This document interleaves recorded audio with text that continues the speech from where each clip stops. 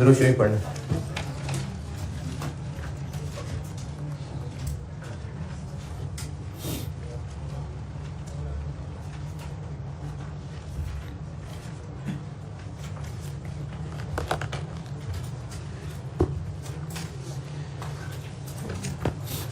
अच्छा, जितने सवाल मैंने डिस्कस किए हैं ना, ये तो मैंने ज़बानी कर दिए और आपके या तो उधर से गए या इधर आए तो इधर से निकल गए। आप इसकी प्रैक्टिस तभी करेंगे जब आप ये खुद भी दोहराएंगे। और सारे सवाल तो मुझे खुद भी पता है कि आपसे नहीं लिखे जाने, लेकिन कम से कम ना एक दो सवाल लिख लें, आपके हाथ से गुजरे इसका आंसर।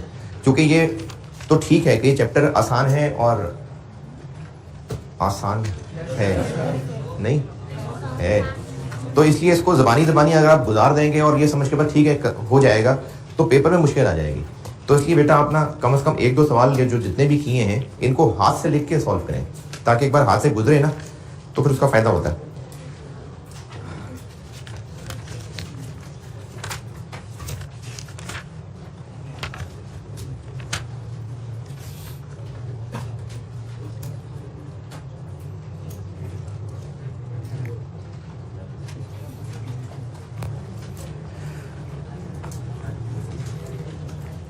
वन 197 पेज पढ़ने को कहा था मैंने।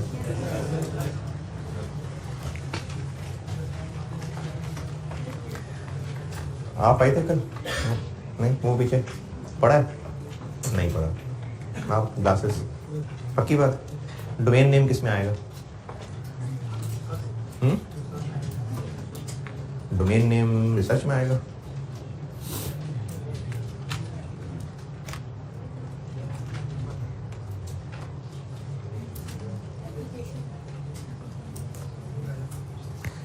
डेवलपमेंट में, एप्लीकेशन वाले में, एप्लीकेशन वाले डेवलपमेंट में, वेबसाइट का colour, layout, graphical design, information जो उसमें लिखनी है, कंटेंट डेवलपमेंट। ठीक है जी। अच्छा, क्वेश्चन नंबर 20 कहा था मैंने। इस क्वेश्चन नंबर 20 को आप 19 से मैच करें तो ये बिल्कुल वही सवाल है जो हमने कल क्लास में किया था, और इसकी सिर्फ इन्होंने शक्ल बदल दी, इसको वेबसाइट वाला सवाल बना दिया। रिक्वायरमेंट भी वही है। तो 1 जुलाई को वेबसाइट लॉन्च कर दी, 1 जुलाई को लॉन्च कर दी, तो डेवलपमेंट कंप्लीट हुई है तो लॉन्च किया ना, यानी डेवलपमेंट जून एंड तक कंप्लीट हो गई। कैपिटलाइजेशन क्राइटेरिया पूरा हुआ 1 मई। इसका मतलब मई और जून 2 महीने हैं जिनमें कैपिटलाइजेशन हुई है। 1 जुलाई को वेबसाइट लॉन्च हो रही है, इसका मतलब है डेवलपमेंट हो गई पूरी, और 1 मई को क्राइटेरिया पूरा हो रहा है, तो मई और जून के जो खर्चे हैं वो कैपिटलाइज होने हैं ना, उससे पहले वाले उसके बाद वाले तो वो वैसी डेवलपमेंट से आगे निकल गए। तो जनवरी से March defining hardware and software specifications, ये रिसर्च है। आप इसमें ये पेज 197 देखेंगे ना, तो इन्होंने वही नाम ही उठाए हुए थे। तो ये प्लानिंग स्टेज के अंदर लिखी हुई है, ये एग्जाम्पल लिखी हुई है, defining hardware and software specification, ये एक्सपेंस है। फिर सैलरीज एंड जनरल ओवरहेड्स, ये 6 महीने के दिए हुए हैं। इनमें से 2 महीने, अच्छा इनमें से 2 महीने कैसे निकालेंगे? 2/12 करके, 2/6 करके, क्योंकि ये 6 महीने का खर्चा है, तो 6 करेंगे तो 1 महीने का आएगा, इनटू 2। डेवलपमेंट ऑफ कंटेंट, मई और जून का खर्चा है, ये डेवलपमेंट है। वेबसाइट को सर्च इंजन के साथ रजिस्टर करना, इसकी मिसाल ऐसे समझ लें जैसे गाड़ी है, गाड़ी खरीद ली, अब उस गाड़ी को रजिस्टर भी करवाना है, तो ये डेवलपमेंट के बाद ही है, लेकिन ये उनको चलाने के लिए एक जरूरी खर्चा है। सर्च इंजन के साथ रजिस्टर होंगे तो हमारी वेबसाइट उसमें सर्च में आएगी ना, तो ये है ऑपरेटिंग स्टेज का खर्चा, लेकिन कैपिटलाइज होगा। एनुअल फीस, ये एक्सपेंस है, ऑपरेटिंग कॉस्ट है। एम्प्लॉयज की ट्रेनिंग, ये भी एक्सपेंस होगा। डिस्काउंट, ये भी एक्सपेंस होगा।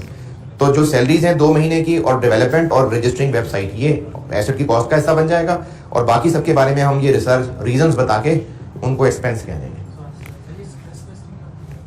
स्ट्रेस टेस्टिंग, ये स्ट्रेस क्या होता है? तो बड़ा स्ट्रेस होगा ये, प्रेशर, टेंशन। तो स्ट्रेस टेस्टिंग ये होती होगी कि जब वेबसाइट पे बहुत लोड पड़ जाए और वो फिर सब सिस्टम हैंग हो जाए, तो वो फिर लोड डाल के चेक करते होंगे। टेस्टिंग के दौरान की चीज़ होगी ये वैसे भी आप मिसाल देखेंगे ना स्ट्रेस टेस्टिंग, तो ये मेरे ख्याल में फाइनल में कहीं है। स्ट्रेस टेस्टिंग कहाँ है भला? स्ट्रेस टेस्टिंग, हाँ, इंफ्रास्ट्रक्चर डेवलपमेंट में ये वही लोड चेक करते होंगे कि वेबसाइट पे अगर यूजर्स बहुत ज़्यादा बढ़ गए, जैसे किसी दौर में ना, अब तो आईकैप का रिजल्ट आपको मैसेज आता है ना, मैसेज, हाँ, किसी दौर में वेबसाइट पे देखना होता था तो रिजल्ट वाले दिन वेबसाइट ही नहीं खुलती थी, इतनी ही ट्रैफिक हो जाती थी, है? अभी भी ऐसा होता है, तो वो ज़्यादा लोड पड़ेगा तो वेबसाइट ही नहीं चलेगी। तो स्ट्रेस टेस्टिंग उसी की कोई टेस्टिंग होती होगी। चलिए डिस्कशन वाले सवाल भी बहुत हैं, बहुत होगी, मैंने काफ़ी प्रैक्टिस करा दिया आपको।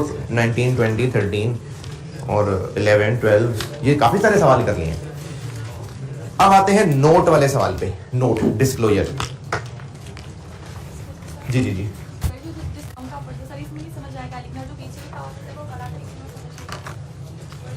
Discount offer.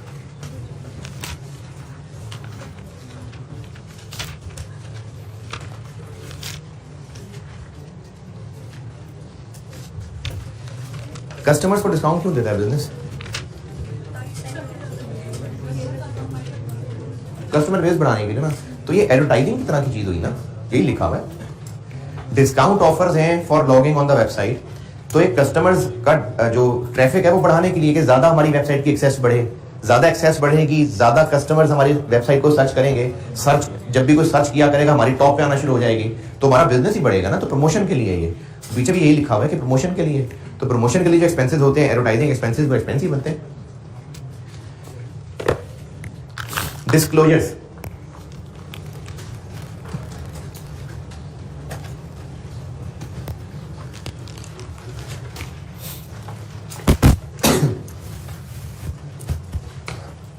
अच्छा, डिस्क्लोजर्स का जो सवाल है ना, ये आपको एक एनालिसिस बता देता हूं, आपका उसमें फिर खुद भी फैसला हो सकता है। इसका एक ट्रेंड ये चल रहा था कि ये हर ऑटम अटेम्प्ट के अंदर 15, 16, 17 नंबर का सवाल आ ही रहा था। Autumn autumn autumn autumn autumn autumn 20 में आया, 19, 18, 17 मिस था, 16, 21 में नहीं आया। ऑटम 21 में फिर नहीं आया। तो अब या तो ये भी एज्यूम कर सकते हैं कि अब एग्जामिनर की से बोर हो गया है और पिछले 3 अटेम्प्ट से यही 8, 8, 9 नंबर के डिस्कशन के सवाल ही पूछ रहा है, और ये भी चांसेस हैं कि अब 3 अटेम्प्ट से ही नहीं पूछा है। तो इसलिए आपकी अटेम्प्ट है भी ऑटम वाली, तो इसलिए इसके चांसेस हैं। इसलिए मेरे अंदाजे के मुताबिक तो ये इंपॉर्टेंट सवाल है। IS 16 पीपी का एक नोट बना के दिया था आपको, तो मैं सिर्फ जो डिफरेंट वाली चीजें हैं ना वो बता रहा हूँ। चीजें मैं नाम शाम वही यूज कर लूंगा ताकि आप उससे रिलेट कर सकें। Note number let's say 7, intangible assets, ये इस नोट की हेडिंग होती है। और इसमें जिस तरह पीपी का स्केड्यूल बनता है, इसका भी स्केड्यूल बनता है। कॉलम्स क्या होते हैं उसमें? क्लासेस। यहां भी वही है, स्केड्यूल बनेगा। मिसाल ले लेता हूं, ब्रांड, लाइसेंस, सॉफ्टवेयर, चलिए काफी। जिस तरह वहां कॉलम्स बनते हैं क्लासेस के, यहां भी ऐसे ही होता है। स्केड्यूल में सब सेम है सिवाय एक बात के कि जो एडिशंस वहां पर एक लाइन लिखते थे, यहां पर एडिशंस 2-3 लाइनों में तोड़ के बतानी है। बाकी सारा स्केड्यूल वही है। एसेट का सेक्शन, एक्यूमुलेटेड का section, opening balance, revaluation, addition, disposal, impairment, depreciation, depreciation के वर्ड की जगह अमोर्टाइजेशन आ जाएगी। सब वही है स्केड्यूल। एंड पे वही 3 बातें बताना, useful life, method, cost model. सिर्फ एडिशंस को मजीद खोलना है, और वो मजीद क्या करना है कि एडिशंस को बताना है कि ये एडिशंस कैसे हुई है। क्या हमने इसको सेपरेटली एक्वायर किया है? क्या ये हमें बिजनेस कॉम्बिनेशन के जरिए मिला है? अच्छा, गवर्नमेंट ग्रांट का आगे इसमें जिक्र नहीं है तो इसलिए वो यहीं कवर हो जाता होगा। या फिर हमने खुद बनाया है। ये 3 नाम आईएस में लिखे हुए हैं कि एडिशन जरूर बताएं लेकिन अलग अलग बताएं। जैसे अगर ब्रांड हमने खरीदा है तो वो एडिशन इस लाइन में लिखें। अगर सॉफ्टवेयर हमने खुद बनाया है तो वो एडिशंस इस लाइन में लिखें। अगर लाइसेंस हमें बिजनेस कॉम्बिनेशन के जरिए मिला है तो वो एडिशंस इस लाइन में लिखें। ये एक एडिशन चीज है। उसके अलावा rest of this schedule is same.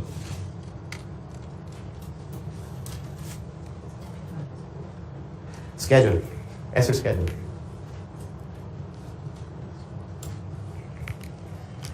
अभी मैंने इस नोट में स्केड्यूल बनाया है, तो स्केड्यूल बाकी वैसे ही है जैसे IS 16 में पढ़ा था, सिर्फ एडिशंस जो है वो तोड़ के बतानी होंगी।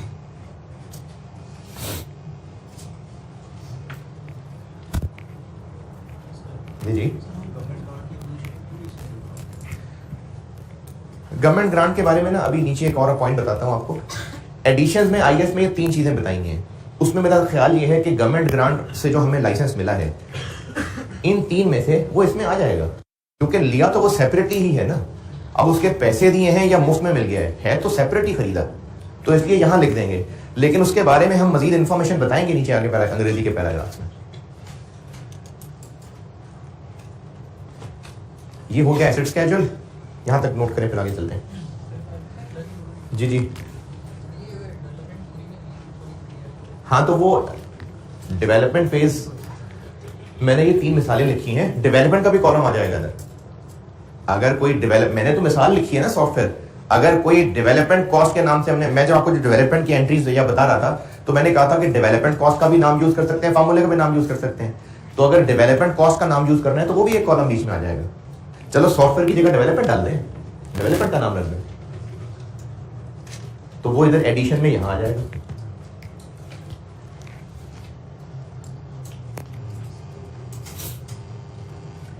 फिर स्केड्यूल के अलावा जो वहां चीजें होती थी, जैसे एक रिवैल्यूएशन की डिटेल वाला पैराग्राफ था,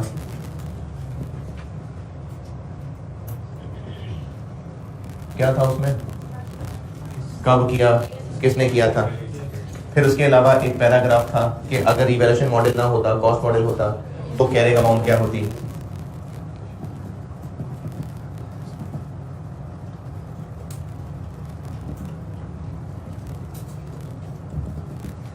फिर एक चीज आपको मूवमेंट इन सरप्लस बताई थी। ये 3 तो वही बातें हैं, लिख दोबारा इसलिए थी ताकि फिर से रिवीजन हो जाए, शक्ल सामने आ जाए।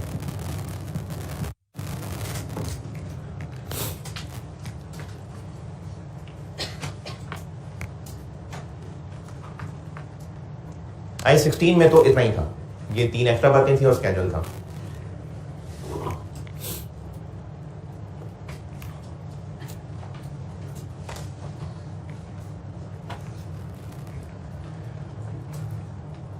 इसमें अब एक्स्ट्रा बात यह है, वो सेंटेंस ही लिख देता हूं, टोटल R&D यानी research and development amounting to इतना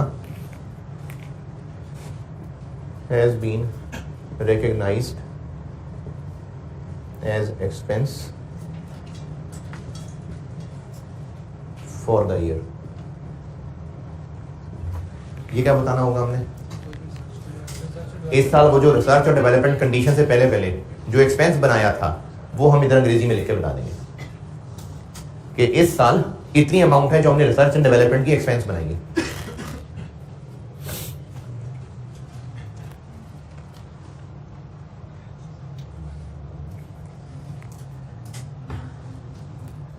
जी जी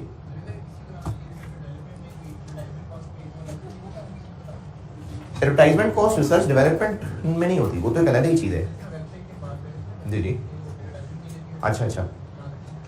अच्छा, यानी अगर एडवर्टाइजमेंट जो है वो असल में है रिसर्च और डेवलपमेंट, वो जो वेबसाइट वाली बात थी उसमें हम खर्चा रिसर्च डेवलपमेंट वाले ही की बात कर रहे थे। जो वेबसाइट बनने में रिसर्च डेवलपमेंट फेज था उसमें लोगों की सैलरीज जाना, यूटिलिटीज जाना, उन्हीं खर्चों की बात कर रहे हैं। लेकिन वो मेहनत जो एडवर्टाइजिंग की नीयत से है वो एक्सपेंस करने को कहा था, तो हाँ ये वही है। देखें, एक होता है एडवर्टाइजिंग का खर्चा, प्रमोशन के लिए इश्तिहार चलाने शुरू कर दिए, ये तो वैसे ही एडवर्टाइजिंग है। जो वेबसाइट बनने के दौरान रिसर्च और डेवलपमेंट हो रही है, जो डिजाइन के ऊपर मेहनत हो रही है, जो कंटेंट लिखा जा रहा है, उसमें से वो रिसर्च और डेवलपमेंट का खर्चा जो वेबसाइट पे एडवर्टाइजमेंट की मेहनत के लिए हो रहा है वो एक्सपेंस बनता है। हाँ जी हाँ, तो ये सेक्शन उसका आ रहा होगा। अच्छा, ऑनलाइन वालों के लिए मैं सवाल भूल गया दोहराना। सवाल ये है कि वो डेवलपमेंट कॉस्ट जो अभी चल रही है, अभी कंप्लीट नहीं हुई, तो वो भी स्केड्यूल में आएगी? बिल्कुल आएगी। इस सेक्शन में फिगर्स आएंगी, इमोर्टाइजेशन में कुछ नहीं आएगा क्योंकि वो भी कंप्लीट नहीं है। तो हाँ, यहां तो वो आएगा।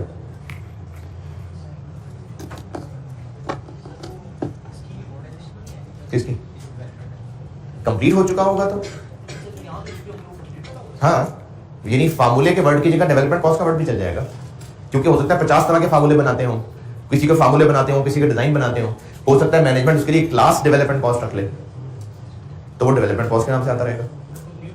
हाँ, इसमें वो भी है जो भी बन रहा है, जो अभी इस साल बस बन रहा है वो भी यहीं पे है, उसकी अमॉर्टाइजेशन नहीं हुई होगी बस, और वो भी है जो बन चुके हैं। देखें, बिजनेस ना जरूरी नहीं कि जिंदगी में एक ही दवाई बनानी है उन्होंने, हो सकता है वो नई से नई मेडिसिन, नए से नई डिजाइन बनाते रहते हो, और हर एक को फार्मूला डिजाइन कहने की बजाय सबको डेवलपमेंट कह देते हो, और क्लास ही इन्होंने डेवलपमेंट रख ली हो, तो जो फार्मूले बन चुके होंगे वो अमॉर्टाइज होने लग गए होंगे, आप वो भी डेवलपमेंट कॉस्ट के नाम से रहे होंगे, उनकी अमॉर्टाइजेशन भी आ रही होगी, और जो अभी बन रहे होंगे वो भी यहीं आ रहे होंगे, उनकी अमॉर्टाइजेशन नहीं हो रही होगी बस। तो जो कुछ भी हम फार्मूला डिजाइन बना रहे हैं उसके लिए कंपनी क्लास डेवलपमेंट कॉस्ट रख सकती है। और बस लास्ट एक चीज और, कि अगर कोई इंटेंजिबल गवर्नमेंट ने तोहफे में दिया है तो उसकी हम इंफॉर्मेशन दे देंगे, एक पैराग्राफ लिख देंगे,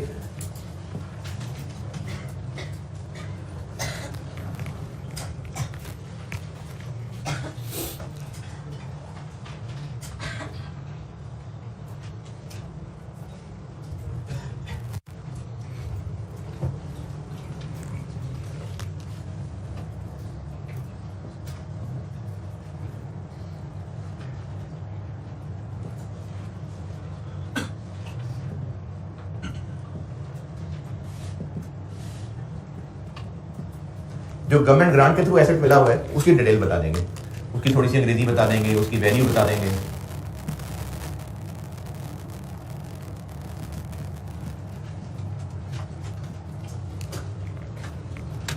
ये इंटेंजिबल एसेट का नोट है, इसकी करते हैं अब प्रैक्टिस।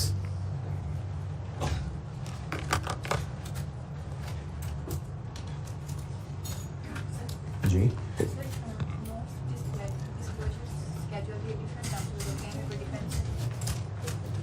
डिस्क्लोजर्स होते हैं कि किसी भी टॉपिक से रिलेटेड फाइनेंशियल स्टेटमेंट्स में क्या क्या बताना है, कहाँ बताना है। नॉर्मली वो नोट्स 5 होती हैं financial statement, statement of financial position, SOCI, सोसी, कैश फ्लो और नोट्स।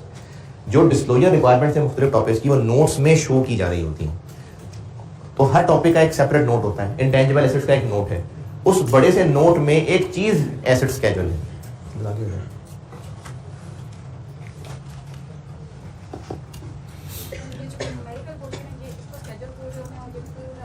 ये जो टेबल है इस टेबल को स्केड्यूल कहते हैं, एसेट स्केड्यूल कहते हैं इसको। जी जी, हाँ हाँ बोले।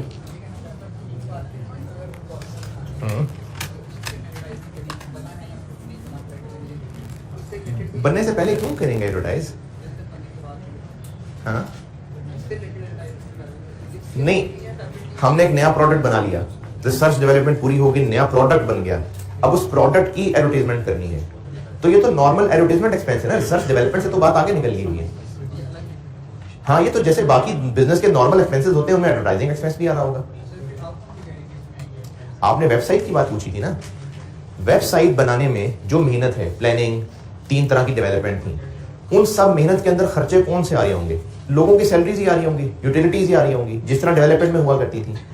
वो लोग जो हम इसलिए हायर किए हैं कि ये वेबसाइट पे वो मटेरियल लिखें जो एडवर्टाइजिंग का काम दे। देखें, वेबसाइट, मैंने कहा था कि वेबसाइट का पर्पस कस्टमर्स के साथ ट्रांजैक्शंस करना भी है, उनको इंफॉर्मेशन देना भी है, और एडवर्टाइज करना भी है कि उसके ऊपर वो इंफॉर्मेशन आए जो एडवर्टाइजिंग वाली हो।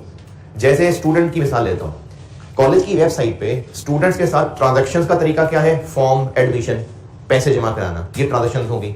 स्टूडेंट के साथ इंफॉर्मेशन शेयर करने का तरीका क्या है कि test schedules, time table website पे लगाने शुरू कर दें। ये हो गई कस्टमर्स के साथ ट्रांजैक्शंस और इंफॉर्मेशन शेयरिंग। एक है कि राइज वाले एक सेक्शन बनाए जिसमें बताएं कि राइज क्या है, उनकी क्या सक्सेसेस हैं, यानी वो जो एडवर्टाइजमेंट मटेरियल है जो कोई भी देख रहा हो, स्टूडेंट भी ना कोई और भी देख रहा हो, तो ये एडवर्टाइजिंग चीज हो गई।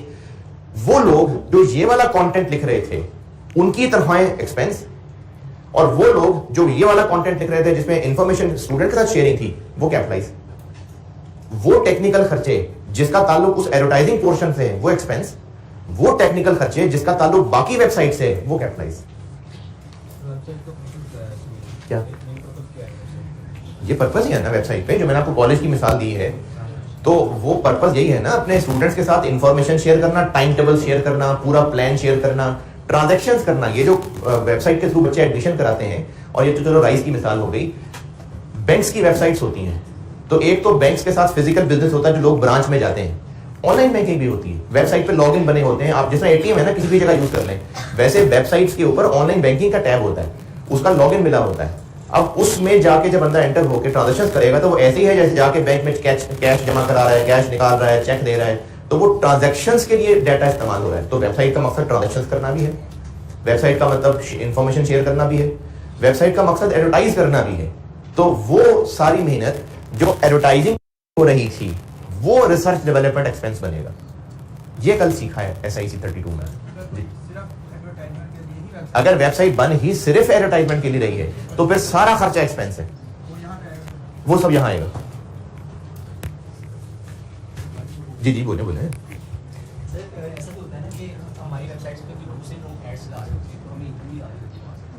नहीं, वो तो ऑपरेटिंग स्टेज शुरू हो गई ना।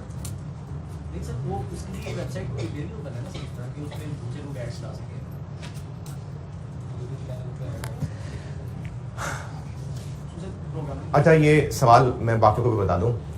इस वक्त डिस्कशन ये चल रही है कि वेबसाइट बनने में जो 4 स्टेजेस थी, प्लानिंग स्टेज थी और 3 डेवलपमेंट थी, जिनमें इंफ्रास्ट्रक्चर था, जिनमें कंटेंट था, जिसमें ग्राफिक डिजाइनिंग थी। उसके बाद वेबसाइट कंप्लीट हो गई और लॉन्च हो गई। अब वेबसाइट बनाते हुए उसमें जो कंटेंट लिखा गया जिसका मकसद सिर्फ एडवर्टाइजमेंट था, उससे रिलेटेड खर्चे एक्सपेंस है। वेबसाइट पे जो कंटेंट लिखा गया जिसका मकसद कस्टमर्स के साथ ट्रांजैक्शंस था, इंफॉर्मेशन शेयरिंग थी, वो कंटेंट कैपिटलाइज होगा। एक बार वेबसाइट बन गई, अब उस वेबसाइट को बिजनेस ने यूज करना है।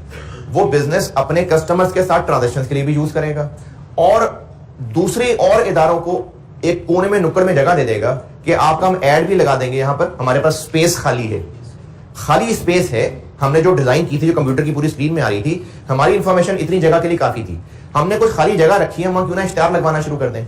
तो उस खाली जगह रखने के लिए तो मेहनत कोई नहीं की होगी ना। देखें, ये जो बोर्ड है, ये समझें कंप्यूटर की स्क्रीन है ये। अब कंप्यूटर की स्क्रीन के लिए जो पूरी वेबसाइट का एक इंटरफेस है, वो तो यही होना है। अब जो लिखने वाले हैं उसके ऊपर कंटेंट, अगर उन्होंने कुछ ऐसा डिजाइन किया है कि उस कोने से लेके इस कोने तक ही सब लिखा जाना है, तो लिखते रहे। अगर उन्होंने ऐसा डिजाइन किया है कि वेबसाइट के ऊपर बस दरमियान में लिखा नजर आए, बहुत है, पढ़ने वाले को आसानी होगी। अब उनको एक मौका मिल रहा है कि चलो क्यों ना इस खाली जगह को लोगों को किराए पे दे दें। तो ये तो बाद में एक मौका अवेल कर रहे हैं, शुरू में ही तो नहीं उन्होंने स्पेशली जगह रखी होगी, वो तो बाद में इस मौके को अवेल कर रहे हैं। और उस मौके को अवेल कर रहे हैं तो जैसे रेंट इनकम होती है वो एक इनकम कमा रहे हैं। वो तो डेवलपमेंट के बाद का एक नॉर्मल काम चलना शुरू हो गया जिसमें उन्होंने रेंट कमाना शुरू कर दिया। चलें आगे, सवाल करते हैं। सवाल पढ़ लीजिए, लेटेस्ट ही कर देता हूं। चलें क्वेश्चन 18 पढ़ लें, क्वेश्चन नंबर 18 पढ़ लीजिए, लेटेस्ट यही है। इसमें उसने IS 36 भी टेस्ट कर लिया, इसमें उसने IS 23 भी टेस्ट कर लिया। काबिल लिमिटेड, काबिल limited, question number 18, page 208, autumn 20।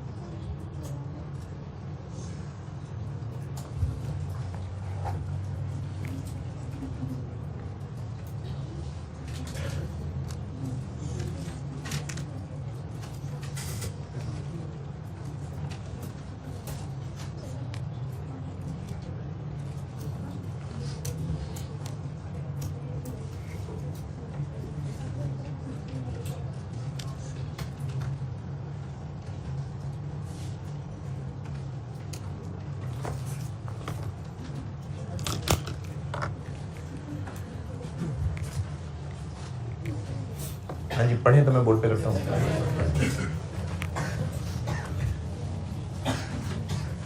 पंद्रह नंबर।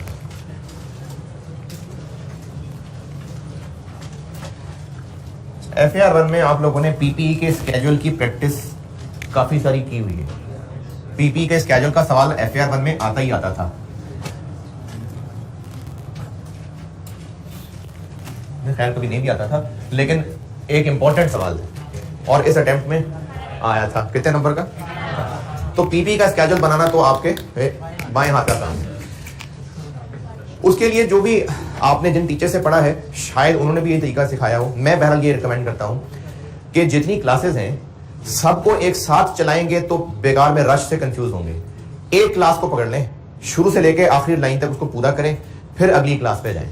जितनी क्लासेस हैं उतने कॉलम हैं, और अच्छा तरीका यह है कि आप एक क्लास को पूरा सॉल्व कर लें फिर अगली क्लास पे मूव करें। और चूंकि इस सवाल में डाटा ज्यादा होता है ना, तो ज्यादा डाटा हो तो फिर सवाल इतना मुश्किल नहीं होता। ज्यादा डाटा से मेरी मुराद है ज्यादा चीजें हो, ज्यादा एसेट्स हो ना, तो हर एक के बारे में कितनी कोई डिटेल बता देगा वो। तो इसलिए इसमें अगर कोई एक आधी क्लास मुश्किल हो भी तो बाकी आसान होती है। आपने प्रैक्टिस की है FAR1 में, अभी रिसेंटली पेपर दे के आए हैं, तो ये सब आपने किया हुआ है। अगर 3-4 क्लासेस होती थी, कोई एक प्लांट मशीनरी शायद मुश्किल होता था, बाकी काम आसान होता था। तो इसी तरह से स्केड्यूल का सवाल, स्केड्यूल नहीं, नोट के सवाल के अंदर जो मेहनत IAS 16 में थी सेम IAS 38 में भी वैसे ही है। तो नोट बना लेते हैं। मैं कर रहा हूं क्वेश्चन नंबर 18 जो कि ऑटम 20 अटेम्प्ट का है। कंपनी का नाम क्या है? काबिल लिमिटेड। काबिल लिमिटेड। नोट्स हैं जी फॉर द ईयर एंडिंग कौन सा? दिसंबर 31, 2019। नोट नंबर 8 कर लेते हैं, इंटेंजिबल एसेट्स। कितनी क्लासेस हैं? 2 पहले थी, तीसरी मजीद एक नई उसने लाइसेंस खरीदा है, तो 3 क्लासेस हो गई। क्या क्या है? Design, product design, ERP software और लाइसेंस। ये 3 क्लासेस बन गई।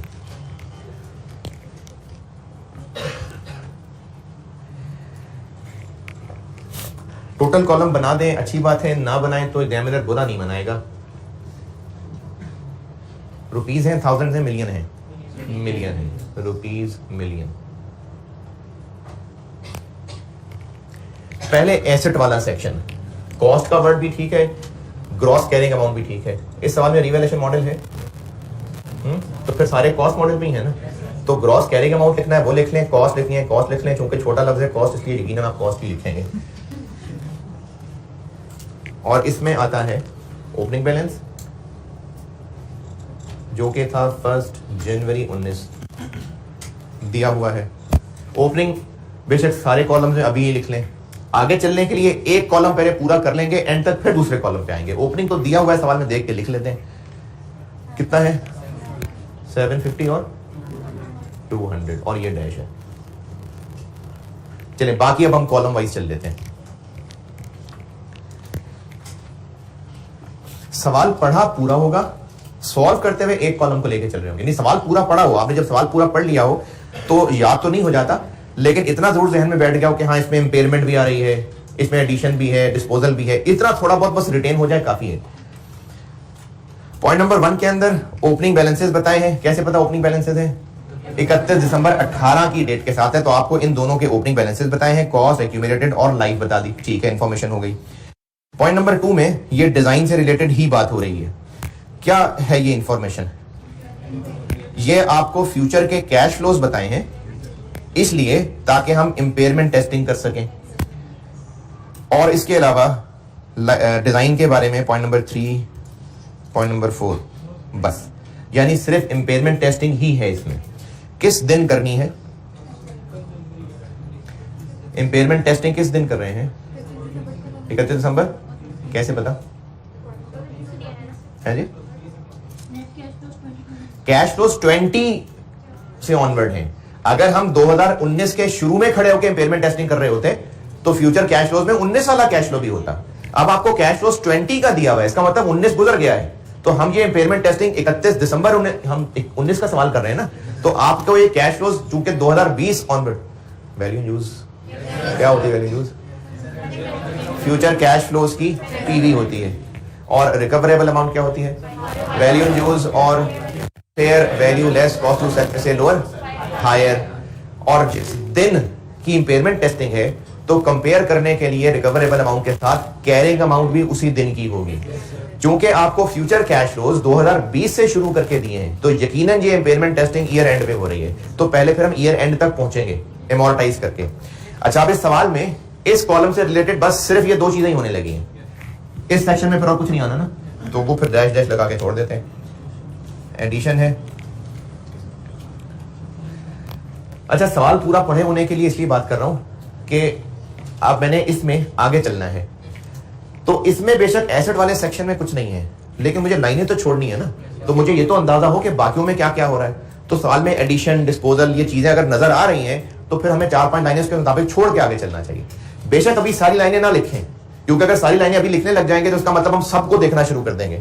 लेकिन 4-5 लाइनें तो आती हैं ना, तो आप इस सेक्शन में 4-5 लाइनें छोड़ दें। इसके लिए नहीं पड़ी जरूरत, इस पूरे सवाल में इसके लिए आगे मजीद कोई पॉइंट नहीं था। तो इस डिजाइन के लिए इस सेक्शन में और कुछ आना नहीं, तो यहां पर और कुछ नहीं आना। लेकिन फिर भी बाकियों की वजह से 4-5 लाइनें खाली छोड़ के फिर अमोर्टाइजेशन सेक्शन में चलते हैं।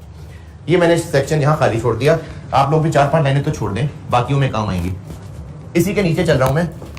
अब आ जाते हैं अमोर्टाइजेशन वाले सेक्शन पे। Accumulated amortisation and impairment loss.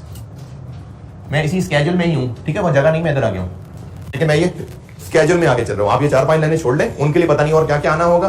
तो ये एसेट वाला सेक्शन पूरा हो जाएगा, उसके नीचे ये अमोर्टाइजेशन वाला सेक्शन। इसमें क्या आएगा? सबसे पहले opening balance, balance as on 1 January 19, जो कि डिजाइन वाले में 75 है, ईआरपी में 80 है, यहां डैश है और यहां 155 है।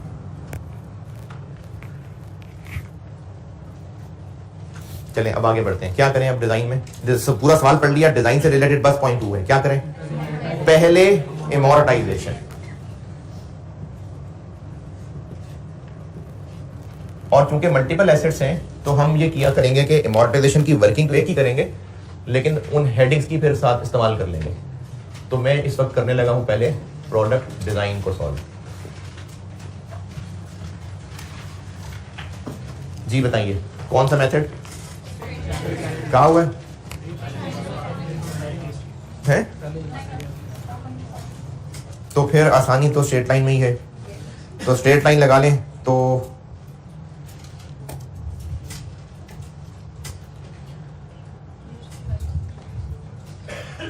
जी बताएं क्या करूं? किसको किससे डिवाइड करूं? 750 को। अच्छा, अब यहां पर एक चीज आप लोग इग्नोर कर गए। ये जो आपको कैश फ्लोज दिए हुए हैं, इन कैश फ्लोज को देख के क्या नजर आ रहा है? कितने हैं? 6 रह गए हैं कि 5 हैं? अच्छा, ईयर्स का नंबर ध्यान से देखिएगा। अच्छा चलो मैं सवाल को तोड़ता हूं, 5 है या 6 हैं बात की बात है, 10 हैं? नहीं, क्योंकि आखिरी कॉलम में निल हो गया है। तो इससे क्या पता चल रहा है कि अभी तक हम 10 पे ही डेप्रिशिएट करते जाएं?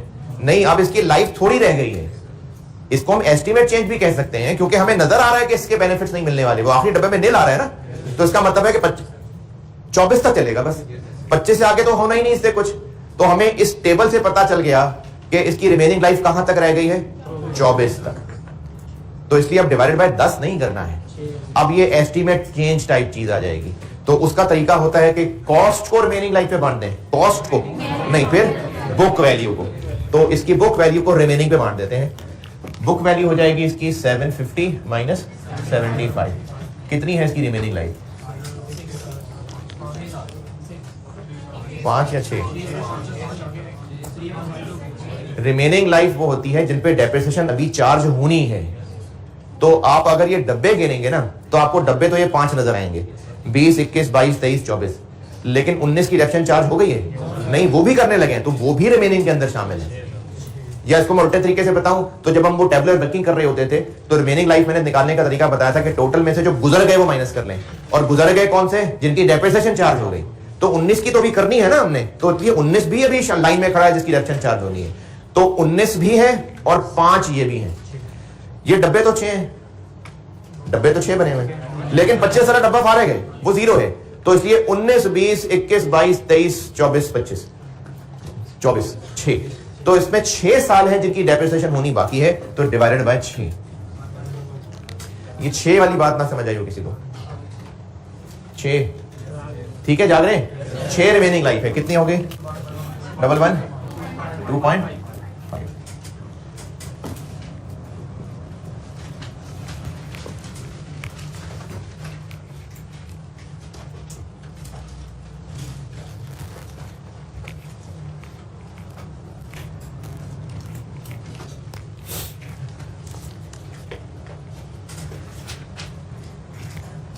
अब आप स्पेस चाहे ऐसे मैनेज कर लें कि बाकियों की अमोर्टाइजेशन भी तो कैलकुलेट करनी है, वो इसी वर्किंग में नाम दे के कर लें, या उनको अलग अलग वर्किंग कह लें, जैसे मर्जी कर लें। अब आगे चलते हैं, इस स्केड्यूल में आगे मूव करते हैं। अब आगे क्या आएगा? इंपेयरमेंट। तो हम इसकी इंपेयरमेंट टेस्टिंग कर लेते हैं।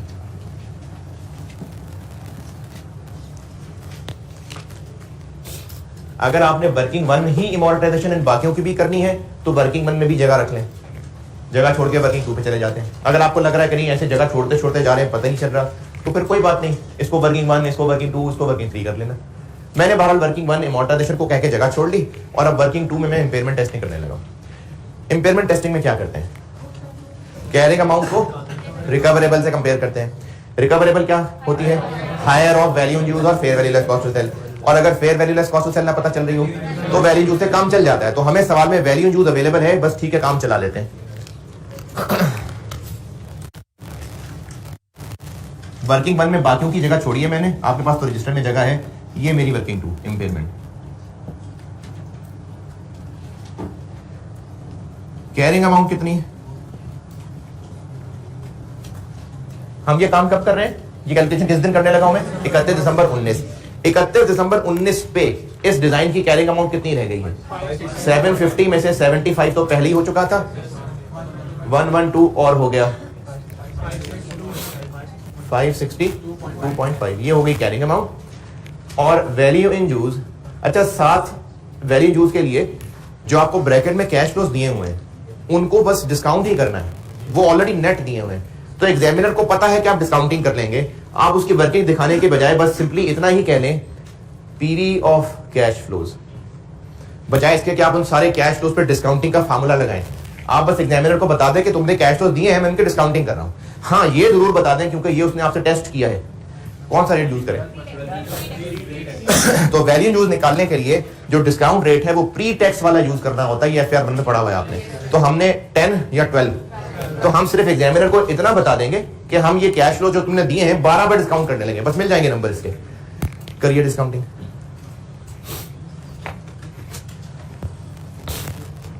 (2020) वाले की पावर 1, हाँ -1। इसी तरह 21 वाले की पावर 2, 22 वाले की पावर 3, 23 वाले की पावर 4 और 24 वाले की पावर 5।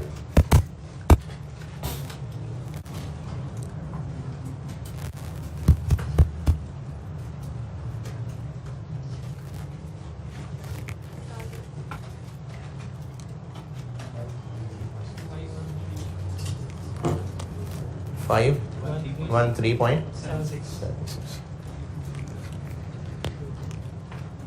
अच्छा, जिनको डिस्काउंटिंग भूल गई हुई है, अभी मैंने आज 38 के बाद ना कल से इंशाल्लाह लीजेस शुरू कराना है, तो उसमें डिस्काउंटिंग करा दूंगा, रिवाइज आ जाएगी याद। चूंकि FR 2 में डिस्काउंटिंग वाले मल्टीपल टॉपिक्स हैं, तो इसलिए मैं अफोर्ड नहीं कर सकता कि आपको आती होगी डिस्काउंटिंग, तो मैं कराऊंगा रिवाइज। क्या जी?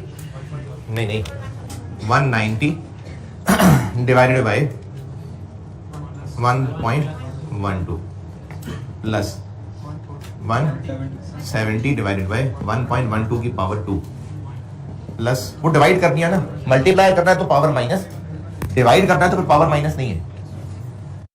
आपने डिस्काउंटिंग जैसे सीखी है आप अभी वो कर लें। अगर डिस्काउंटिंग बिल्कुल भूल गए हैं कोई बात नहीं, मैंने लीजेस में बिल्कुल 0 से रिवाइज करवानी है। तीसरा कैश फ्लो क्या है?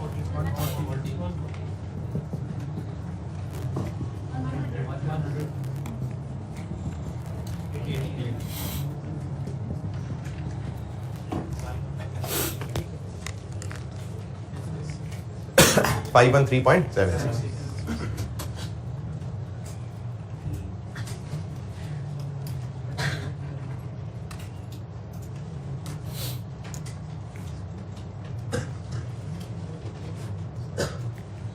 हाँ जी, वेल एंड यूज ओके। अच्छा, ऐसी एक छोटी सी बात पूछ रहा हूँ, रिमेनिंग लाइफ तो 6 साल थी ना, तो फिर ये पावर 5 तक क्यों आया, 6 क्यों नहीं गया? वो 19 था जो गुजर गया हुआ है, वो तो एमोर्टाइजेशन के लिए उसको काउंट किया था, क्योंकि उसकी एमोर्टाइजेशन चार्ज अभी होनी थी, इसलिए उसको गिन के 6 बनाए थे। वरना हम 31 दिसंबर 19 पे खड़े फ्यूचर कैश फ्लो, तो वो तो 5 ही साल रहते हैं। 19 को तो गिना था एमोर्टाइजेशन की वजह से, वरना रहते तो 5 साल थे आगे, तो इसलिए ये कैश फ्लो के एतबार से 5 रहते थे। तो नजर आ गया कि है पेमेंट नहीं है कितनी, 48.74। ये यहां पर इम्पेयरमेंट लॉस आ गया 48.74।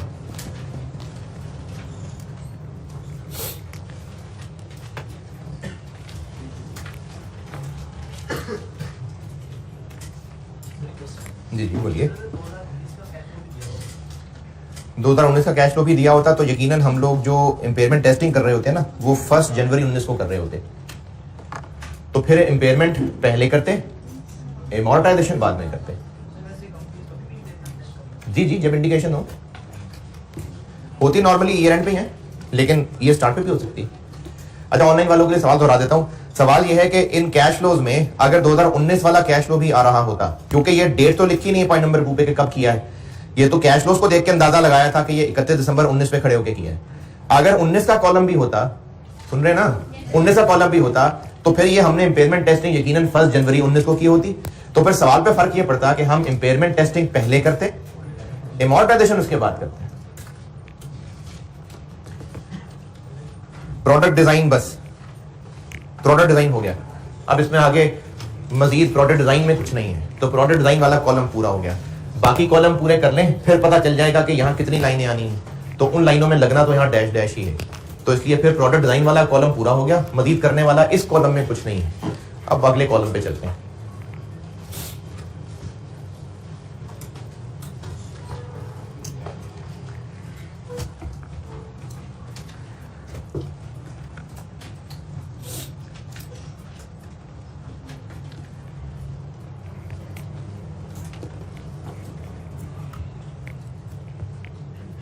ERP सॉफ्टवेयर, इसमें IS 23 आ गया।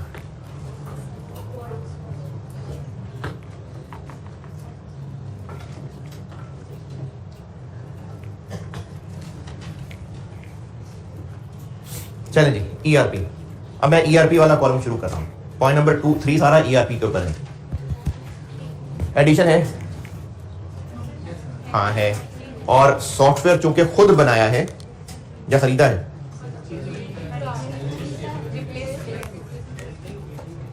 खरीदा है या बनाया है? अगर बनाया खरीदा है तो उसको इंस्टॉल करने में टाइम लग रहा है, तो है तो ये खरीदा, क्योंकि एक पार्टी से हमने रिप्लेस किया है, तो ये खरीदा ही है। अच्छा, लेकिन इंस्टॉलेशन में आगे टाइम लगना है, यानी सॉफ्टवेयर खरीदा ही है, इंस्टॉलेशन में टाइम लग रहा है, इसलिए बोरिंग हो रही है और ये क्वालिफाइंग एसेट बन रहा है। IS 23 में क्वालिफाइंग एसेट के ऊपर बोरिंग कॉस्ट कैपिटलाइज होती है, और क्वालिफाइंग एसेट को होता है जिसको वर्किंग कंडीशन में आने में ज्यादा टाइम लगता है। तो है तो ये खरीदा, लेकिन इंस्टॉलेशन कंप्लीट होने में टाइम लग रहा है, तो इसलिए ये क्वालिफाइंग एसेट है खरीदा। तो इसको हम एडिशन में क्या कहते हैं, सेपरेट एक्विजिशन।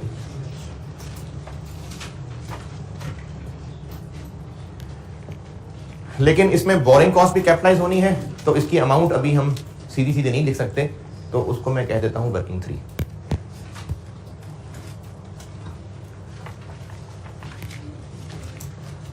और डिस्पोजल भी है, क्योंकि रिप्लेस है तो डिस्पोजल भी होगा। फिर नहीं, फिलहाल इरादा नहीं है, वो अगले साल जाके बेचेंगे, तो इसलिए इस साल डिस्पोजल नहीं है। Point number 3, last sentence, existing ERP software will be continued till 31 दिसंबर 2020, तो वो भी चलेगा। अभी इस साल नहीं हुआ वो डिस्पोज, इसलिए सिर्फ नए की एडिशन है। अच्छा, जिन लोगों को अंग्रेजी पढ़ने में मसला होता है वो शर्माते रहते हैं, पूछते नहीं है, तो मैं पॉइंट 3 की समरी बता देता हूं। 1 जनवरी 19 को, यानी इस साल के पहले ही दिन, ताकि डेप्रिसिएशन फिर हिसाब से बोरिंग कॉस्ट उस हिसाब से कैलकुलेट हो, 1 जनवरी 19 को हमने एक नया सॉफ्टवेयर खरीदा जिसके लिए उस सप्लायर ने 360 मिलियन की प्राइस चार्ज की, और इरादा हमारा यह था कि एग्जिस्टिंग सॉफ्टवेयर पुराना हो गया है तो उसके लिए अब हम नया ला रहे हैं। ये पहले सेंटेंस का मतलब है। फिर उसके बाद पेमेंट टर्म्स ये तय हुई हैं कि 40% हमने पहले दिन ही दे दिए। किसका 40%? 360 का। और जो बाकी 60% खर्चा है वो इंस्टॉलेशन के ऊपर होगा, और वो ओवर द पीरियड ऑफ कितने महीने? कब कंप्लीट हो रही है इंस्टॉलेशन? 10 महीने। वो 10 महीने पर इवनली होगा।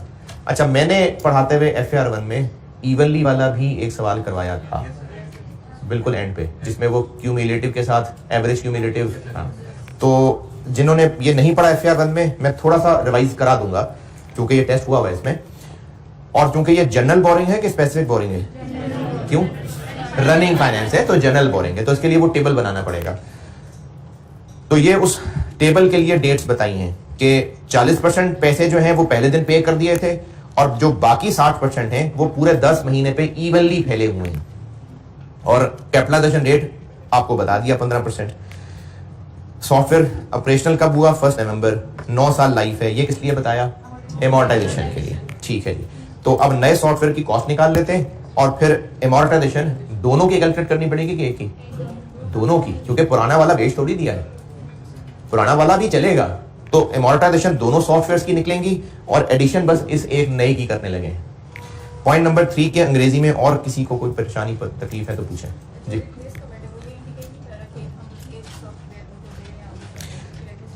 हाँ, लेकिन जब कह दिया कि पुराना वाला 2 साल तक अभी मजीद चलाएंगे तो कह दिया ना। अगर ये ना कहा होता, लास्ट सेंटेंस में ना लिखा होता कि पुराने वाले को हम अभी 2020 तक करेंगे यूज, तो रिप्लेस का यही मतलब है कि पुराना गया, लेकिन उन्होंने कह दिया कि नहीं गया अभी, तो इसलिए अमोर्टाइजेशन दोनों की होगी। जहां एडिशन, इसकी कॉस्ट कैलकुलेट करता हूं, ये मिटा दूं।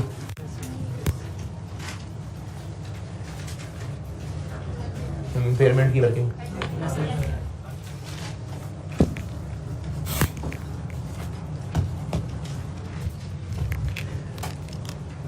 नए सॉफ्टवेयर की कॉस्ट निकालने लगा हूं।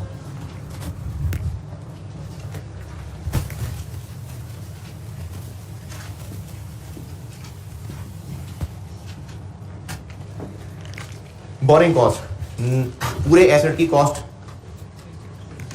जो उस पे खर्चा हुआ होता है खरीदने पे, वो तो आता ही आता है, बोरिंग कॉस्ट भी आती है। तो जो इसकी परचेज कॉस्ट है वो तो है ही है, कितनी? उसके अलावा बोरिंग कॉस्ट कैपिटलाइज भी आएगी।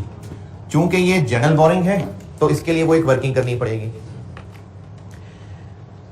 अच्छा, जनरल बोरिंग के लिए मैं टेबुलर वर्किंग कराया करता था। आप लोगों ने अगर किसी और तरीके से सीखा हुआ है और आपको वो सब याद है, आपने जैसे पढ़ा FAR 1 में वैसे करिएगा, क्योंकि FAR 2 में बोरिंग कॉस्ट की टेस्टिंग कभी है भी तो बहुत थोड़ी सी है, तो उस थोड़ी के लिए आप तरीके मत बदलिएगा।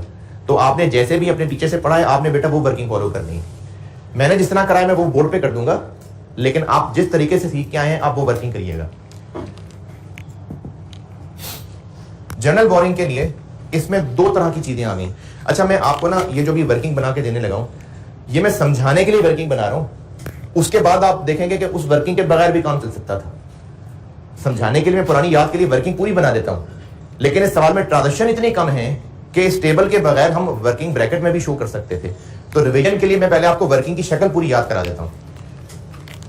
जनरल बोरिंग मैं ऐसे किया करता हूं कि डेट लिखी, थोड़ा सा जो है वो अंग्रेजी लिखनी है तो ठीक है, नहीं तो खर्चा, एक्सपेंडिचर या कैश फ्लो, फिर उसके बाद इसको जनरल की बात कर रहा हूं, फिर इसको क्यूमुलेटिव, फिर महीने गिने, और फिर उसके ऊपर इंटरेस्ट। जनरल बोरिंग की वर्किंग ये टेबल बनाया करते थे। पहला खर्चा कब हुआ? 1 जनवरी को। कितना? 360 का 40%, कितना बन गया? 144। ये 360 का 40% लिया। इसके बाद खर्चा कब हुआ? इसके बाद चूंकि वो इवनली वाला आ रहा है तो उसका तो एक टेबल ही डिफरेंट होता था, तो इस टेबल की तो बस एक ये लाइन ही है, तो बस यही लाइन है और फुल स्टॉप क्या लगाएं 31 अक्टूबर।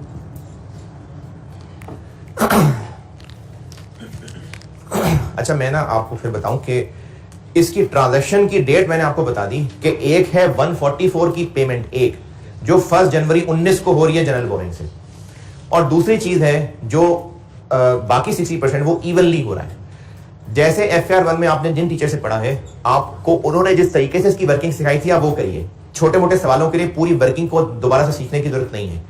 मैं इस तरह से कराता था, इसलिए जो मेरे स्टूडेंट थे मैं उनके सामने वो फॉर्मेट लिख दिया जो मैं कराता था और उस फॉर्मेट से करके दे रहा हूं। सॉल्व मैं उस तरीके से करके दे रहा हूं, आपने जिस तरीके से पढ़ा है आप उसको फॉलो कर लीजिए। क्यूमुलेटिव में 144 आ गया, कितने महीने 10/12 और कैपिटलाइजेशन रेट 15%, तो दिस इंटू 15% इंटू 10/12 18, बस 18। अच्छा अब मैं बोल ये रहा था कि ये टेबल मैंने बना तो दिया आपको याद कराने के लिए, लेकिन थी ही सिर्फ एक लाइन और पेमेंट ही कोई नहीं थी, तो आप इसको जबानी भी सोच के 144 है और 10 महीने आप सिर्फ ब्रैकेट में भी कर सकते हैं। ये तो मैंने याद दहानी करी, शक्ल पूरी बना दी दोबारा, वरना है ही सिर्फ एक ही लाइन बस। तो वो अगर आप वैसे डेट गिन के देख लें तो 144 पे सिर्फ 10 महीने का रेट ही लगना है, तो उसके लिए टेबल बनाने की बजाय यही ब्रैकेट में करना काफी था। तो आप अगर टेबल बनाना चाहें बना दें, ना बनाना चाहें तो ये ब्रैकेट में शो कर दें बहुत।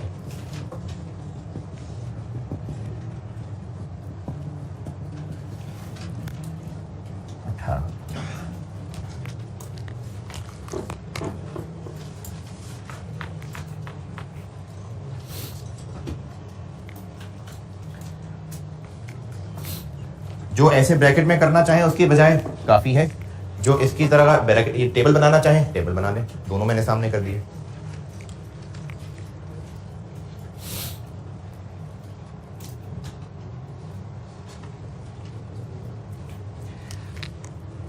बाकी 60% को इस टेबल में मैंने क्यों नहीं डाला, क्योंकि वो इवनली वाला है और उसके लिए टेबल नहीं होता, वो डिफरेंट तरीके से उसमें एक कॉलम और बनाया करता था, तो इसलिए उसको मैंने इस टेबल में नहीं डाला।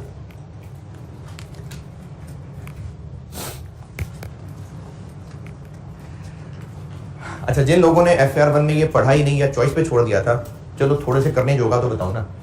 जनरल बोरोइंग के लिए मैं टेबल ऑफ वर्किंग सिखाता हूं, वो बता रहा हूं। जो जो खर्चा है वो कैश फ्लो का एक कॉलम उसमें लिखें, जिस दिन हुआ वो दिन लिखें।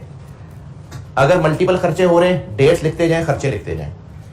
क्यूमुलेटिव का मतलब ये है कि इन खर्चों को जमा करते जाएं। अगर यहाँ 2-3 लाइनें और आ रही होती, मिसाल के तौर पे यहाँ एक 100 भी आ रहा होता, यहाँ पर एक 150 भी आ रहा होता, तो इसके सामने मैं 144 लिखता, इसके सामने 244, इसके सामने, ये मुराद है क्यूमुलेटिव कैश फ्लो से। और जब ये डेट्स और खर्चे लिखते जाएं तो फिर इसके एंड पे ये भी दगा लें कि फुल स्टॉप, ये गिनती कहां तक चलनी है, तो कहां तक चलनी है 31 अक्टूबर, क्योंकि काम पूरा हो गया। फिर इन डेट्स में दरमियान में महीने गिनते जाएं, जैसे ये यहां तक 10 महीने बनते हैं तो सामने 10 महीने लिख दें, और फाइनल इंटरेस्ट की कैलकुलेशन क्यूमुलेटिव वाली फिगर इनटू ये महीने इनटू कैपिटलाइजेशन रेट। ये जनरल बोरोइंग की वर्किंग इस तरीके से मैं करवाता हूं। आपने जो पहले पढ़ा है अगर उसमें कंफर्टेबल है आप उसकी तरफ देखें भी ना, आप ऐसे ही करें। ये मिटा दूं, वो बताने लगा, वो इसमें इसलिए नहीं आएगा क्योंकि उसमें एक एवरेज क्यूमुलेटिव का कॉलम ऐड होगा।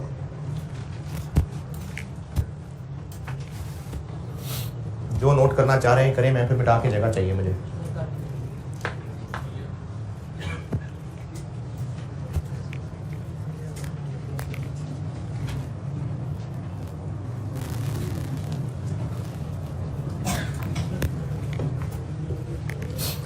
इवनली वाले को, इवनली का मतलब होता है कि एक खास टाइम पीरियड के दौरान हर दिन थोड़ा थोड़ा थोड़ा थोड़ा खर्च होता चला जा रहा है, तो इसमें एक और कॉलम ऐड कराया था, एवरेज क्यूमुलेटिव।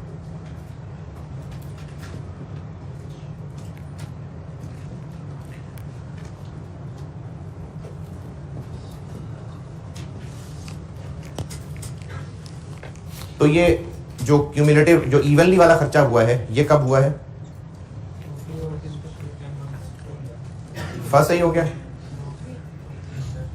या किसी खास महीने के आगे से चला है? जनवरी से ही चला है. While the remaining amount was paid evenly over customization installation period. ठीक है, यानी ये 1 जनवरी से ही चला है. तो ये पूरा जनवरी से अक्टूबर तक चला है. कितना खर्चा? 216 यानी 360 का क्यूमुलेटिव भी यही है. और एवरेज क्यूमुलेटिव का तरीका था कि ये प्लस इससे ऊपर वाला क्यूमुलेटिव डिवाइडेड बाय 2. तो इससे ऊपर क्या था? 0. तो 216 प्लस 0 डिवाइडेड बाय 2.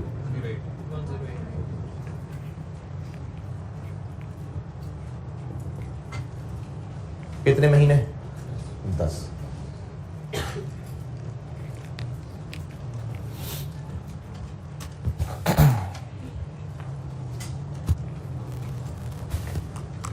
तो 108 इंटू 15% इंटू 10/12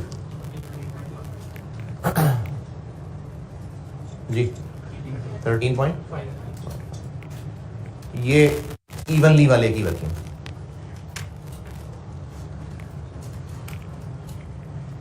चूंकि इसमें भी नजर आ रहा है एक ही लाइन है, क्यूमुलेटिव भी वही होना था और एवरेज उसी का आधा होना था, तो आप ये टेबल अवॉइड करके ऐसा कर सकते हैं.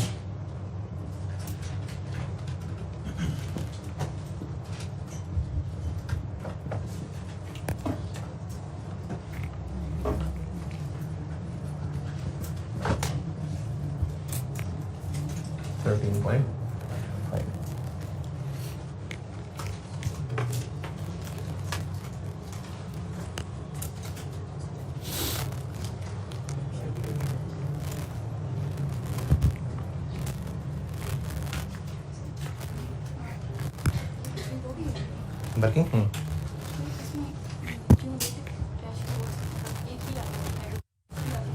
अगर इसमें कोई और लाइन भी होती, फर्ज करें कि ये जनवरी से अक्टूबर तक ये होता, आगे नवंबर से दिसंबर तक 150 और होता, तो क्यूमुलेटिव में ये आ जाता 366 और एवरेज क्यूमुलेटिव होता ये प्लस इससे पिछला डिवाइडेड बाय 2, यानी 216 प्लस 366 डिवाइडेड बाय 2. ये इस तरह से होता है. और इस एवरेज क्यूमुलेटिव के ऊपर इतने महीनों का 15% लगता है. ये इवनली वाले का तरीका होता है.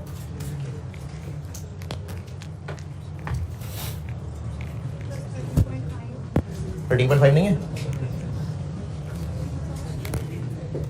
108 15% 10/12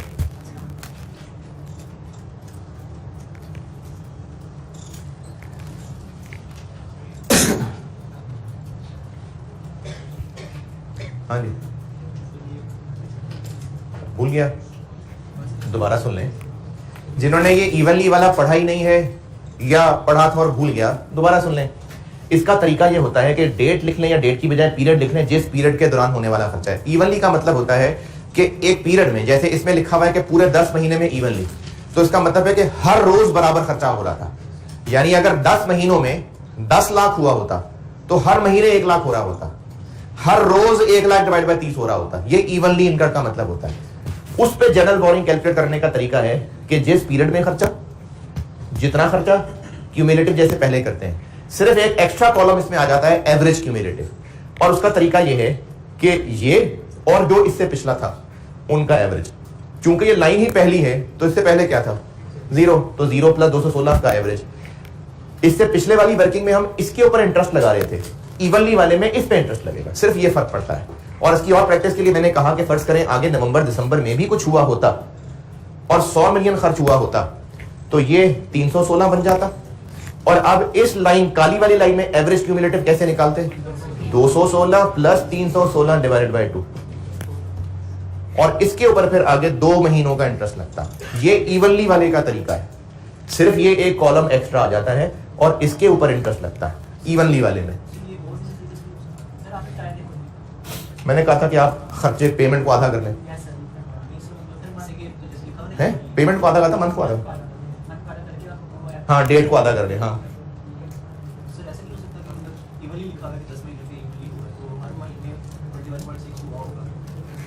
हर महीने किस दिन? अगर वो कह रहा है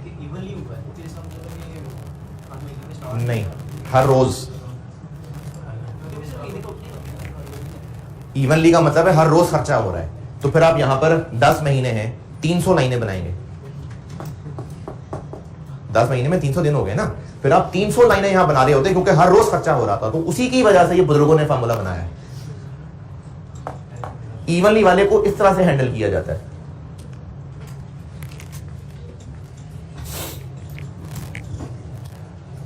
आइस 23।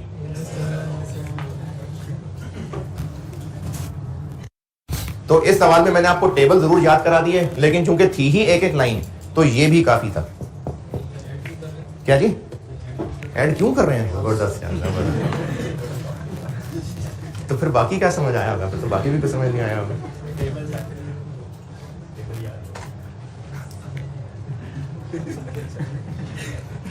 ये क्यों ऐड कर रहे हैं? क्या कर रहा हूं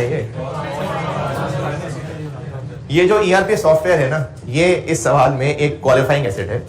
क्वालिफाइंग एसेट वो होता है जिसको खरीदने से लेके वर्किंग कंडीशन में लाने तक काफी टाइम लगता है।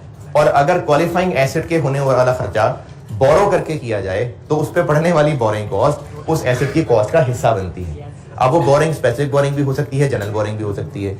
इस सवाल में जनरल बोरिंग थी तो उसके लिए हमें टेबुलर वर्किंग करनी पड़ती है। तो ये आइस 23 लगाया है मैंने।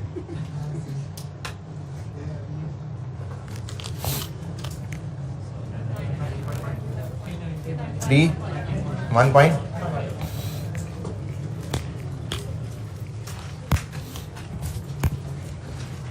फौरन नहीं मूव किया करो यार, 2 मिनट दिया करो बच्चों को पॉज करने के लिए।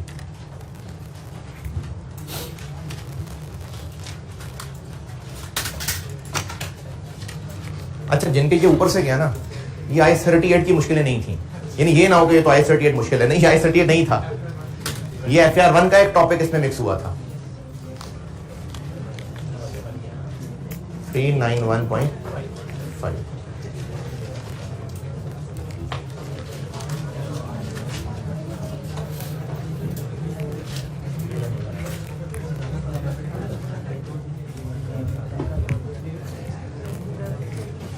चले जल्दी जल्दी जल्दी, बस थोड़ा ही रह गया, लेकिन टाइम भी थोड़ा रह गया। अच्छा, ये एक सवाल मैंने बोर्ड पे किया है, एक सवाल आप होमवर्क कर लें। हाँ, एक और एक के मैं कल बोर्ड पे और करके फिर नया चैप्टर शुरू कर दूंगा। बल्कि नहीं, आपका होमवर्क आज का यही है, नया सवाल कल बताऊंगा। पहले आप इसी को पूरा दोबारा करेंगे, लिख के करेंगे, और देख के लिख के नहीं करेंगे, खुद से 0 से सॉल्व करेंगे। जल्दी।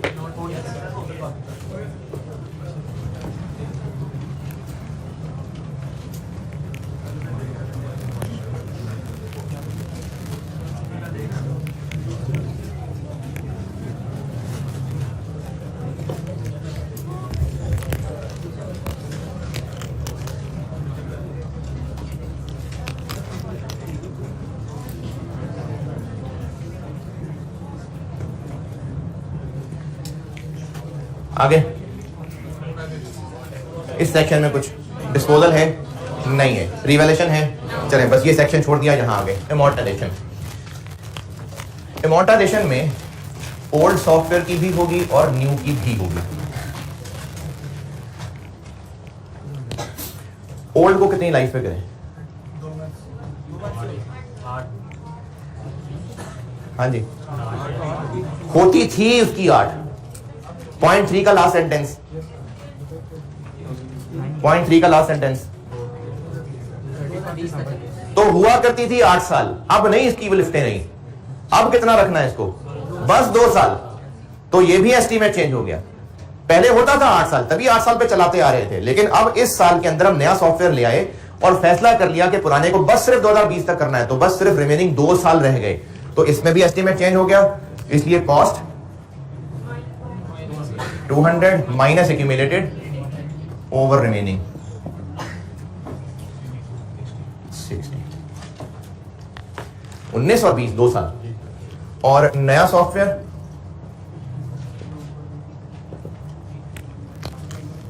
कॉस्ट कितनी? 391.5, लाइफ 9 महीने, 2/12 नवंबर दिसंबर का बस। 7.25।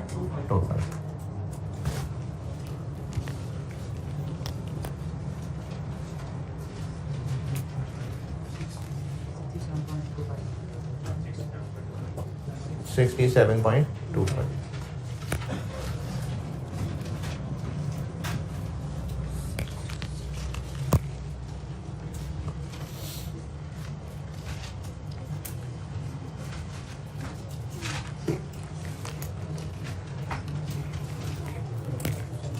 जी पूछना कुछ? चलें लास्ट लाइसेंस, पॉइंट नंबर 4। अच्छा ये बचपन में पढ़ा हुआ है I-16 में कि अगर एक प्लांट जो कि अभी खरीदते तो 200 का मिल जाता, लेकिन उस सप्लायर से कहा जी हम आपको 3 साल बाद पैसे देंगे, तो उसने कहा कोई बात नहीं 3 साल बाद पैसे दे दो, बस 200 की बजाय मैं 280 लूंगा। वैसे अभी खरीदते तो 200 का मिल जाता, लेकिन हम एक बहुत एक्सटेंडेड क्रेडिट पीरियड ले रहे हैं तो इसलिए वो ज्यादा पैसे चार्ज कर रहा है। तो अभी हम एसेट को कितने पे रिकॉर्ड करेंगे? दोबारा सुने बात, अगर हम एसेट खरीद रहे हो ना और जितने का अभी पैसे देते तो मिल जाता, उससे महंगा मिल रहा है क्योंकि हम एक स्पेशल क्रेडिट ले रहे हैं, तो फिर सप्लायर यकीनन ज्यादा पैसे लेगा।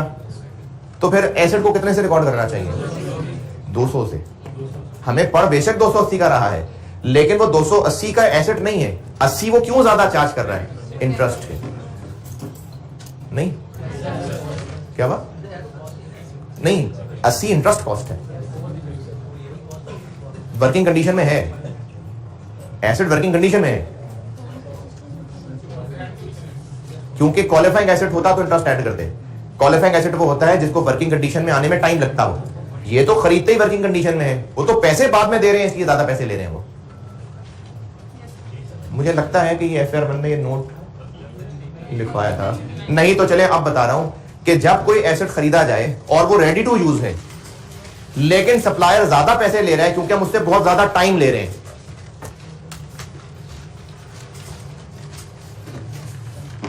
तो जितने का अभी कैश दे के मिल जाता वो एसेट है, बाकी जो एक्स्ट्रा है फिर वो इंटरेस्ट होगा बाद में।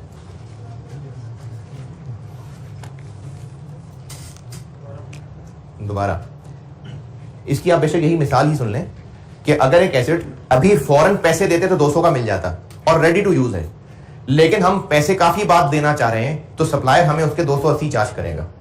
तो इस सूरत में एसेट को रिकॉर्ड 200 पे करेंगे, जो ऊपर वाला 80 है वो ओवर अ पीरियड फिर इंटरेस्ट बनेगा। सर हम आज इसकी जब बुक्स में रिकॉर्डिंग करेंगे तो क्या एसेट डेबिट पेएबल क्रेडिट 200, ठीक है, और एक फिर टाइम गुजरेगा तो इंटरेस्ट डेबिट और पेएबल क्रेडिट 80।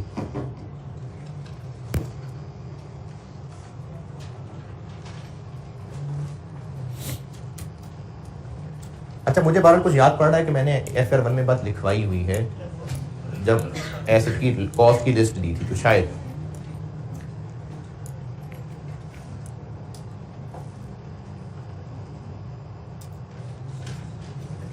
तो इस पॉइंट नंबर 4 में लाइसेंस को कितने पे रिकॉर्ड करेंगे? 520 पे, क्योंकि हमें जो सप्लायर 600 रुपए चार्ज कर रहा है वो इसलिए चार्ज कर रहा है क्योंकि पैसे हमने उसको 2 साल में देने हैं। अगर अभी के अभी पैसे दे देते कैश इक्विवेलेंट प्राइस तो फिर वो 520 का मिलता, तो हम एडिशन 520 लेंगे। चले आपकी अगली क्लास का भी टाइम हो गया होगा, तो आप ना ये सवाल पूरा करके आ रहे हैं कल, पूरा यानी पॉइंट 4 भी कर रहे हैं, सवाल कर रहे हैं, कसम है आपको करके आ रहे हैं सारे। ठीक है जी, अल्लाह हाफ़िज़।